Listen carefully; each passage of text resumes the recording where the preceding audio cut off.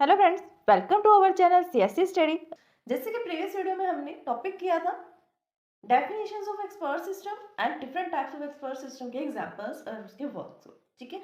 जिसके अंदर हमने ये देखा था कि डेफिनेशन क्या होती है एक्सपर्ट सिस्टम की और कौन कौन से एक्सपर्ट सिस्टम है जो अलग अलग पर्पस के लिए काम करते हैं, कौन से फील्ड में काम करते हैं, कौन से एक्सपर्ट सिस्टम का क्या नाम है और उसका पर्टिकुलर वर्क क्या है, ये डिस्कस किया हमने। आज का जो टॉपिक रहेगा वो होगा components of expert system. What do you mean by the component of expert system and what are the component of expert system? दोनों ही टाइप से क्वेश्चन आ सकता है आगे एग्जाम में, तो आपको दोनों ही तरफ से प्रिपेयर करना है। बस आपको टॉपिक पता होना चाहिए टॉपिक क्या है। क्वेश्चन चाहे आपको किसी भी वे से आए बट आपको आंसर वैसा ही लिखना होता है जो आप एक सिंगल के लिए लर्न करते हो। कंपोनेंट्स ऑफ एक्सपर्ट सिस्टम क्या होंगे, तो आप कंपोनेंट ऑफ एक्सपर्ट सिस्टम ही लिखोगे, चाहे व्हाट आर लिखा हो क्वेश्चन में, what do you mean by लिखा हो, कुछ भी लिखा हो, व्हाट इज कंपोनेंट लिखा होगा तब भी आप ये लिखेंगे। तो चलिए वीडियो को फटाफट से स्टार्ट करते हैं और देखते हैं components of expert system. There are the three components of expert system. यहाँ पर थ्री टाइप्स के कंपोनेंट्स हैं एक्सपर्ट सिस्टम में। फर्स्ट कंपोनेंट आता है नॉलेज बेस, सेकंड आता है इन्फ्रेंस इंजन, थर्ड आता है यूजर इंटरफेस। सबका अलग अलग काम है। ये देखो, जैसे कि डायग्राम बनाया गया है, इस डायग्राम में क्या है, डायग्राम में एक यूजर है, ये यूजर है और ये पूरा एक्सपर्ट सिस्टम के कंपोनेंट्स है। कंपोनेंट से मिलकर ही एक एलिमेंट बनता है। ये तो आप मानते हैं कि अगर हम कुछ भी एक एलिमेंट एक पर्टिकुलर ऑब्जेक्ट बनाएंगे तो उसके अंदर भी अलग अलग कंपोनेंट्स लगे हुए होंगे, है ना। तो एक एक्सपर्ट सिस्टम अगर हम बना रहे हैं और हम कह रहे हैं कि उसके अंदर थ्री कंपोनेंट्स हैं, तो इन तीन कंपोनेंट से मिलकर एक एक्सपर्ट सिस्टम तो बन ही सकता है, बन सकता है। क्या कौन सी चीजें होती हैं, सबसे फर्स्ट में होता है नॉलेज बेस। नॉलेज बेस कहाँ होता है, लेफ्ट टॉप कॉर्नर में।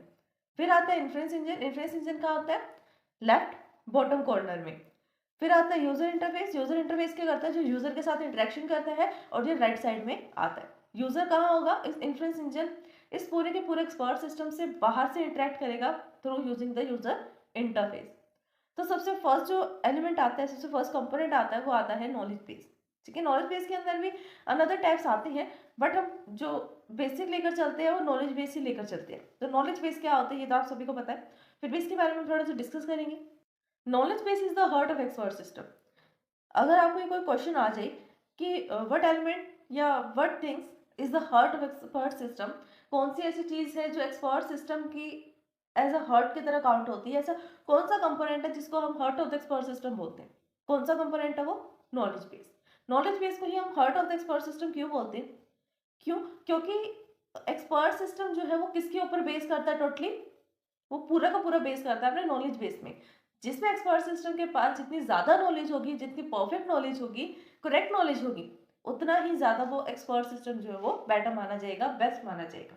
तो जितना ज्यादा अच्छा नॉलेज बेस उतना ज्यादा अच्छा एक्सपर्ट सिस्टम, इसलिए कहा जाता है knowledge base is the heart of expert system. Component of expert system that contain the system knowledge is called the knowledge base. जो knowledge base है वो होता क्या है, एक्सपर्ट सिस्टम का एक ऐसा कंपोनेंट जो नॉलेज को कंटेन करके रखेगा उसको हम नॉलेज बेस बोलते हैं। सिंपल सी बात, एक्सपर्ट सिस्टम का कंपोनेंट जो नॉलेज को कंटेन करके रखेगा उसको हम नॉलेज बेस कहेंगे। The knowledge base of an expert system contains the declarative and procedural knowledge. जो knowledge base होता है वो declarative knowledge को भी contain करके रखता है और procedural knowledge को भी contain करके रखता है, ठीक है। देखो declarative knowledge कौन सी होती है, जिसके बारे में हमें पहले से पता है या हमने प्रॉब्लम को डिस्क्राइब कर दिया, हमें नहीं पता था हमने फिर भी डिस्क्राइब कर दिया, वो होता है डिक्लेरेटिव नॉलेज। प्रोसीजरल नॉलेज कौन सी होती है, ये सब नॉलेजेस के टाइप हमने वीडियोस में डिस्कस कर चुके हैं, इसलिए हम इसका थोड़ा सा इंट्रोडक्शन दे रहे हैं आपको। डिक्लेरेशन डिक्लेरेटिव नॉलेज क्या है, जहां पर हम प्रॉब्लम को अच्छे से डिस्क्राइब कर देते हैं। और प्रोसीजरल नॉलेज क्या होती है, जहां पर किसी भी प्रॉब्लम को सोल्व करने के लिए उसके फैक्ट्स, रूल्स, प्रोसीजर्स सब प्रीडिफाइंड होते हैं। हमें पता होता है कि हमें किस स्टेप को यूज करना है, कौन कौन से स्टेप्स यूज होंगे, कौन सी सीरीज यूज होगी, ईच एंड एवरीथिंग सब लिखा होता है, ठीक है।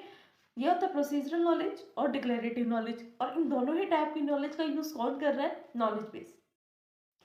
ये देखो नेक्स्ट लाइन में ना एक वर्ड आ रहा है, छोटा सा वर्ड है स्टैटिक। स्टैटिक का मीनिंग क्या होता है, अब स्टैटिक का मीनिंग अगर आप समझ लोगे तो नेक्स्ट लाइन में क्लियर हो जाएगी। स्टैटिक का मीन्स होता है स्थिर, फिक्स रहेगा। अगर एक जैसे कोई बॉक्स है, ठीक है, सिंपल सा बॉक्स है, उसके अंदर कुछ कुछ ना कुछ एलिमेंट्स है, आइटम्स है, उसको हमने एक प्लेस पर रख दिया, तो जिस प्लेस पर हमने उस बॉक्स को रखा होगा ना वो वहीं रहेगा, चाहे वो ग्राउंड के ऐसे स्लाइडिंग वाला क्यों ना हो, वही रहेगा वो, जब तक उसकी ग्रिप्स वहां रहेगी, मतलब उसकी पकड़ वहां रहेगी, वहां वो वैसे ही रहेगा जिस पोजीशन पर हमने रखा था। बट अगर ऐसी जगह पर आप किसी बॉल को रख दोगे तो बॉल क्या करेगी, अपने आप घूमती घूमती किसी और पोजीशन पर पहुंच जाएगी, थोड़े से ही प्रेशर से, ज्यादा प्रेशर की नीड नहीं है। तो इनमें से स्टैटिक कौन है? स्टैटिक है बॉक्स, क्योंकि वो अपनी जगह से हिल नहीं रहा, वो फिक्स्ड है। बट अनस्टैटिक कौन है या डायनेमिक कौन है? बॉल है, जो एक जगह से दूसरी जगह पर अपने आप पहुंच गई, है ना। तो स्टैटिक और डायनेमिक क्या होता है? डायनेमिक जो फिक्स ना हो, कभी भी चेंज हो जाए, और स्टैटिक का मीनिंग क्या होता है? जो स्टैटिक रहे। नॉट अ स्टैटिक का मीनिंग भी क्या होता है? डायनेमिक, कि स्टैटिक नहीं है मतलब फिक्स नहीं है। अगर फिक्स नहीं है तो क्या है? अनफिक्स्ड है, डायनेमिक है। A knowledge base is not a static collection. Knowledge base static collection नहीं होता, कोई फिक्स कलेक्शन नहीं होता कि अगर उसको 10 लाइन बताई गई है तो वो 10 ही रखेगा अपने अंदर, 11वीं या 12वीं लाइन को ऐड नहीं करेगा, ऐसा कुछ नहीं है। अगर किसी भी एक्सपर्ट ने एक्सपर्ट सिस्टम को बनाने के लिए 10 नंबर ऑफ लाइन का कोड किया है, उसको 10 लाइंस की नॉलेज अगर प्रोवाइड की है, तो क्या होगा? जैसे जैसे प्रोसेसिंग होगी, जितना पुराना वो एक्सपर्ट सिस्टम होता जाएगा, उतना उसके अंदर नॉलेज जो है वो एक्सट्रैक्ट होती जाएगी, और ज्यादा इनपुट होगी, उतना ही इंक्रीज होगी। अब सपोज करो कि 10 लाइन थी अब तक, उससे 3-4 प्रॉब्लम्स को सॉल्व करवाया गया, किसी का आंसर उसने गलत दिया, किसी का सही दिया, तो जो गलत दिया वो भी उसने ऐड कर लिया अपने नॉलेज बेस में, और जो सही दिया उसका आंसर भी उसने अपने नॉलेज बेस में ऐड कर लिया, जिससे क्या हुआ? जो 10 नंबर ऑफ लाइन थी वो इंक्रीज हो गई। अब उसको सिर्फ उन 10 लाइन की नॉलेज नहीं है, उसको ये भी पता है कि अगर मैंने ये आंसर दिया तो ये आंसर गलत दिया और ये आंसर सही दिया, तो सही और गलत दोनों ही टाइप के आंसर को उसने अपने नॉलेज बेस में स्टोर कर लिया, ताकि वो हमेशा आगे से सही आंसर दे, गलत आंसर ना दे। गलत आंसर ये भी हो सकता है कि इस इक्वेशन के लिए गलत हो, इस इक्वेशन के लिए वो मेथड गलत हो जिससे वो आंसर सोल्व कर रहा था, बट हो सकता है किसी अनदर इक्वेशन पर वो लग जाए, इसलिए वो गलत आंसर को भी स्टोर करके रखता है कि ये आंसर जो है वो रॉन्ग था और जो सेकंड वाला आंसर जो है वो राइट था, जिससे उसे ये पता लग जाए कि कौन से वाले इक्वेशन के लिए कौन सा वाला आंसर जो है वो सही रहेगा। But a dynamic resources that itself का कैपेसिटी टू लर्न, वो अलग अलग रिसोर्सेज से, डायनेमिक रिसोर्सेज में अलग अलग रिसोर्सेज से नॉलेज को इकट्ठा करता है अपने आप, अपनी कैपेसिटी के अकॉर्डिंग, कि वो कितना ज्यादा सीख सकता है। जितना वो सीख सकता है उतनी नॉलेज को वो कंटेन करता रहता है at the part of AI expert system, इसीलिए हम इसको एआई एक्सपर्ट सिस्टम भी बोलते हैं। और नॉलेज बेस जो है वो एआई एक्सपर्ट सिस्टम का एक मोस्ट इंपॉर्टेंट पार्ट है, जिसके बिना एक्सपर्ट सिस्टम जो है वो सिर्फ कंप्यूटर सिस्टम रह जाता है। ठीक है, एक्सपर्ट सिस्टम में अगर एआई नहीं है देन वो एक सिंपल कंप्यूटर सिस्टम रहेगा। अगर सिंपल कंप्यूटर सिस्टम के साथ एआई की एल्गोरिथम्स को, मेथड्स को मिला दिया जाए, उसकी प्रोग्रामिंग ऐड कर दी जाए, देन वो एक्सपर्ट सिस्टम है, बनाया जा सकता है। Capacity of expert system are depend on the amount of knowledge contain. किसी भी एक्सपर्ट सिस्टम की कितनी नॉलेज को वो कंटेन कर सकता है, किसी भी एक्सपर्ट सिस्टम को हम ये नहीं बता सकते उसकी कैपेसिटी कितनी है नॉलेज को कंटेन करने की। ठीक है, बट हमें ये पता है कि जितना उसका नॉलेज बेस होगा, जितनी वो कैपेसिटी होगी उसके अंदर, उतनी नॉलेज को वो कंटेन कर पाएगा। तो ये कितनी नॉलेज को कंटेन करेगा कोई भी एक्सपर्ट सिस्टम, किसके ऊपर डिपेंड करेगा कि उसके अंदर कितनी कैपेसिटी है। We require lot of knowledge to build an effective knowledge base. एक इफेक्टिव, अट्रैक्टिव, जिसके अंदर बहुत ज्यादा नॉलेज होगी, ऐसे नॉलेज बेस को बनाने के लिए हमें बहुत ज्यादा नॉलेज की नीड होती है, लॉट ऑफ नॉलेज रिक्वायर्ड, बहुत सारी नॉलेज की रिक्वायरमेंट होती है। This knowledge is acquired from the various resources applying the knowledge representation technique, जिससे हम नॉलेज को रिप्रेजेंट कर सकते हैं। उन टेक्निक्स को यूज करके हम अलग अलग सोर्सेज से नॉलेज को इकट्ठा करेंगे, रिप्रेजेंटेशन करेंगे और उसको नॉलेज बेस में ऐड कर लेंगे, जिससे नॉलेज जो है वो इंक्रीज होगी।